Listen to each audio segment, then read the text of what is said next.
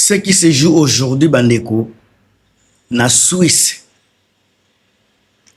ça dépasse de loin une simple négociation de paix. C'est un moment plus précieux, un moment de vérité. Il y a pouvoir à Tshisekedi. Un moment précieux. Oyo Tshisekedi a droit ya kosala hérité. Pendant que Kinshasa a tenté à défendre la position officielle,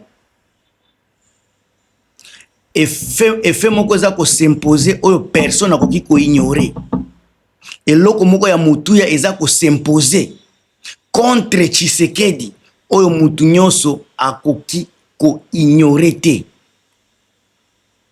Ancien homme ya système, un acteur ya processus ya paix, aujourd'hui na kati ya camp ya AFC M23 à face na Tshisekedi na Suisse. Makambo wana eza kobimisa réalité moko très brutale. Présence ya Claude Balaka au côté ya M23 ezobimisa ba vérité moko brutale face ya régime ya Tshisekedi. Le pouvoir ne contrôle plus totalement le jeu, que ce soit le jeu politique ni ses propres relais. Azanangote na type ya conflit ya boyo toza na kati lelo, type ya conflit toza na kati, conflit toza na kati lelo bandeko, ba arme, ba munition, ba combat et décidaka lisusu te na situation toza na kati, parce que za situation moko ya instabilité régionale. Ce ne sont plus les armes qui vont finir la guerre, mais ça ba alliance, ba défection na ba symbole. Les lots défection ya Claude Balaka mtozalaki côté ya Tshisekedi, les lois qui ne se présenter na ba table de négociation à face à Tshisekedi bandeko, ça dit beaucoup. Alors question moko za ko s'imposer na ba oyo baza ko comprendre bakamozo leka na mboka na biso. Est-ce que Tshisekedi aza ko perdre déjà bataille avant même la négociation ici là? Bandeko, ça va mal. Otolobaka mal, yango tozomona déjà mal. Claude Ibalaki, pardon, aza bel et bien na kati ya délégation ya AFC M23. Mutu oyo bazalaki komona, batu ya Dora, batu ya Union Africaine, ba émissaire des États-Unis, bazalaki komona Claude Ibalaka na délégation ya Tshisekedi. Lelo ba moni côté mususu, bazana ba question ko se poser. Pourquoi makambo wana esalemi, comment esalemi, eza ba question moko légitime.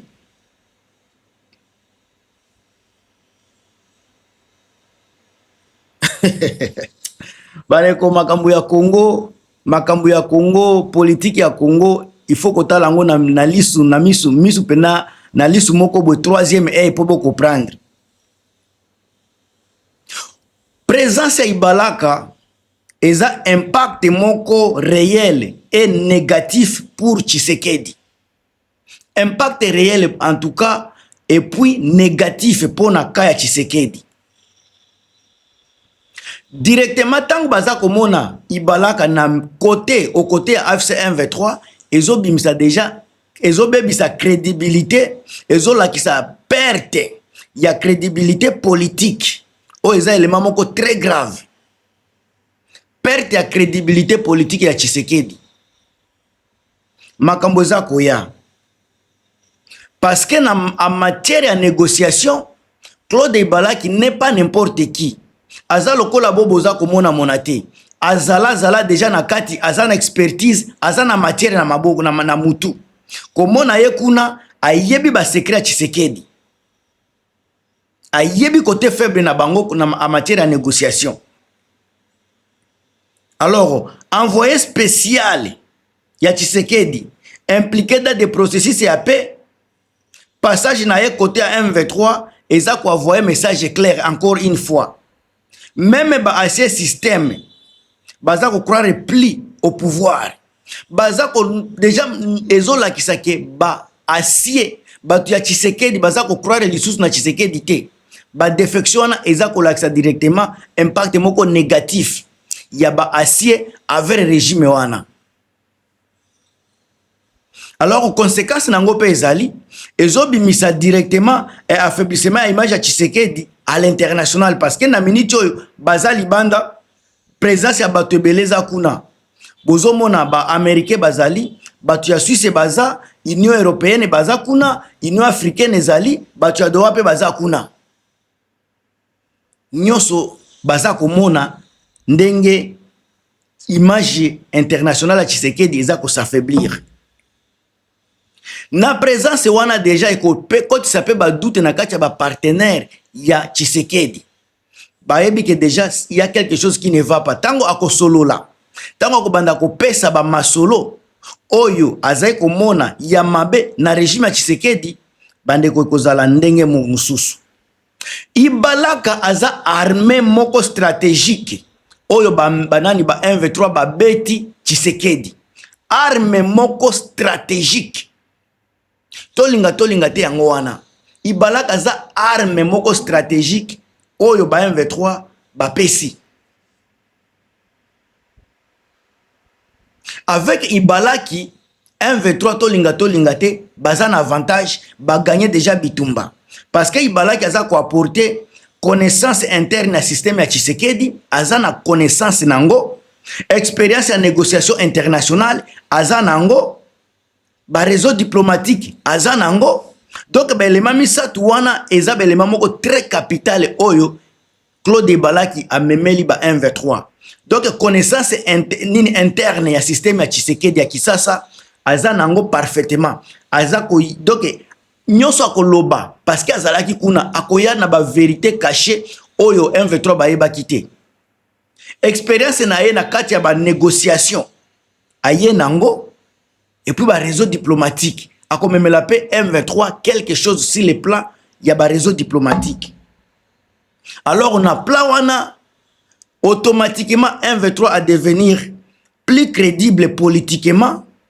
pas seulement militaire dans un monde mais aza a comme crédible politiquement et automatiquement parce que mutuloko ibalaki aza militaire était aza politique élément essentiel élément ya munene na cadre ba négociation internationale ibalaki azawana ba connaissance ba connaissance na ba carnet d'adresse avec ba matière o aza nango ya interne ya régime ya Tshisekedi aza déjà mutu moko ya kilo alors légitimation dangereuse ya ba M23 eza koya déjà na niveau ya ba élément on oti kopesa bino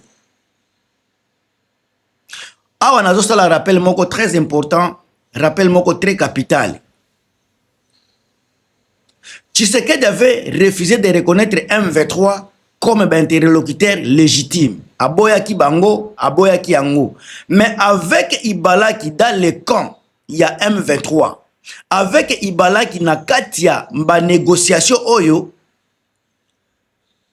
bazali susu kaka ba rebelle te ba komi déjà ba élite politique congolais parce que Ibalaki déjà aza élite politique tango akoti côté kuna ba komi directement ba classe ba eza komi déjà ba élite politique na katia mouvement ya M23 donc statut monte dans des négociations internationales statut ya ba M23 o bazalaki ko boya obligatoirement régime ya Tshisekedi baza obligé encore une fois ya kondima statut na bango politique parce que ce sont des politiciens de bazo qui ne négocier chose de l'État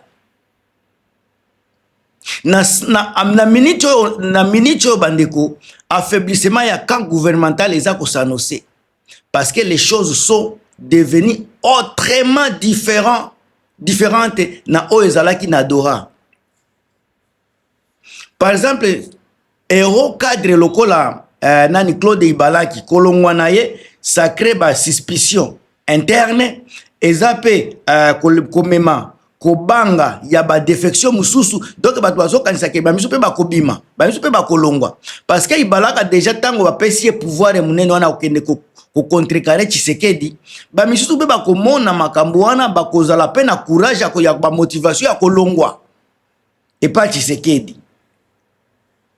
Ezolakisa déjà division na kati ya ba élite congolais eza na kati. Division na kati ya union sacrée ezali. Division interne côté ya Tshisekedi ezali ezomonana. Alors na kati ya type ba conflit ya boye, en tout cas, guerre se gagne aussi par des défections politiques.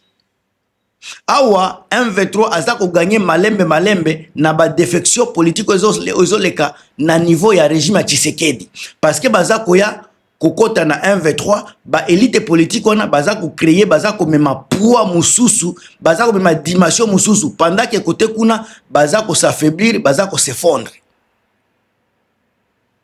Alors tangu tomoni ibalaka déjà kuna ezo mema faiblesse ya régime ya Tshisekedi directement et puis ezako sala nini ezo créer victoire psychologique ya AFC M23. Victoire psychologique automatiquement. Pourquoi? C'est très important encore une fois. Batu bazako ignorer ba élément mike mais o eza tellement capital important batu bazako ignorer ango. Alors eza victoire psychologique. Pourquoi? Une fois encore, jara ba image assez proche ya président à kona côté rebelle. Assez proche ya président zo kende côté ya rébellion. Ba démoralisation ya ba force ya armée ya ba FARDC.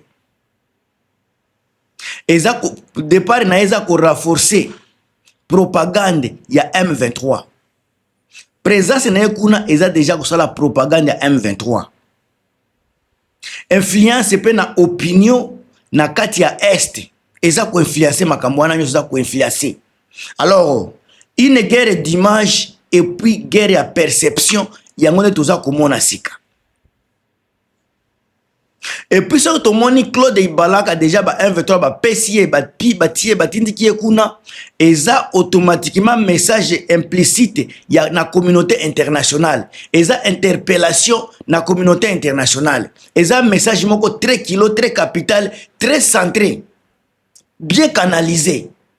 Alors batu bazako sakana bazako jouer na ba papier administration ba M23, je pense que baza na mayele baza intelligent.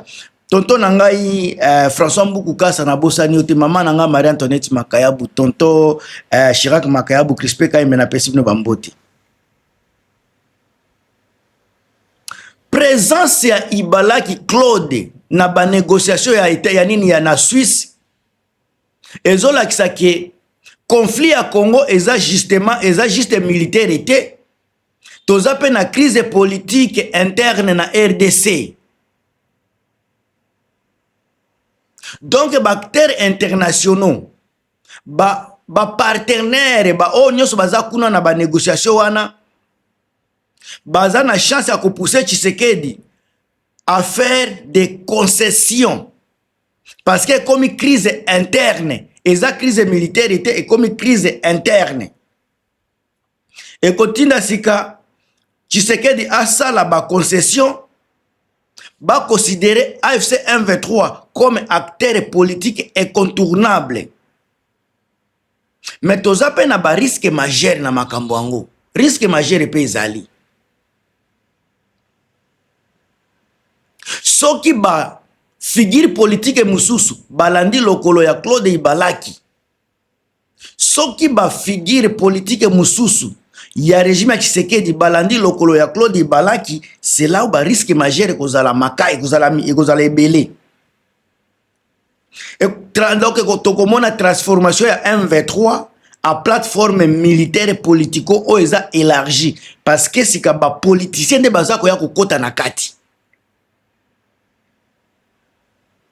Na sens wana bo commencer batu bandi ko ya bazako sala défection pa Tshisekedi bakepa M23 et cause la kis et kobimisa bokomona sika affaiblissement progressif ya régime ya Kinshasa, affaiblissement progressif na régime ya Kinshasa. Alors présence Ibalaki aux côtés de M23 surtout na négociation aux en Suisse et ça défaite politique pour Tshisekedi. Même avant la fin des négociations, ils ont déjà défaite politique.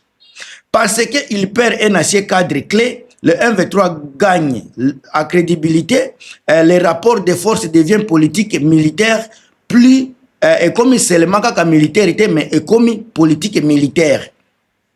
Alors, avant Tokoloba, Kinshasa avait la légitimité avec M23 comme force militaire. Maintenant, M23 commence à grignoter la légitimité politique.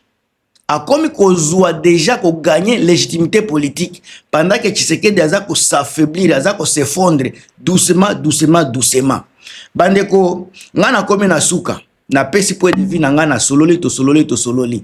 Yo oza na point de vue nini oyo koki kotia na commentaire yango ne naza kozela parce que bato ebele bakolinga pe batanga ba point de vue na bino ba politicien ebele boza wana boza batu boza ko soutenir boza ko partager ba point de vue na ba congolais ebele alors ba point de vue wana ba congolais bakolinga pe botiango na commentaire ba yoka grâce ki bombo na Italie na pesi mo théâtre. On se revoit à très bientôt na kati émission Mususu. En tout cas, à plus.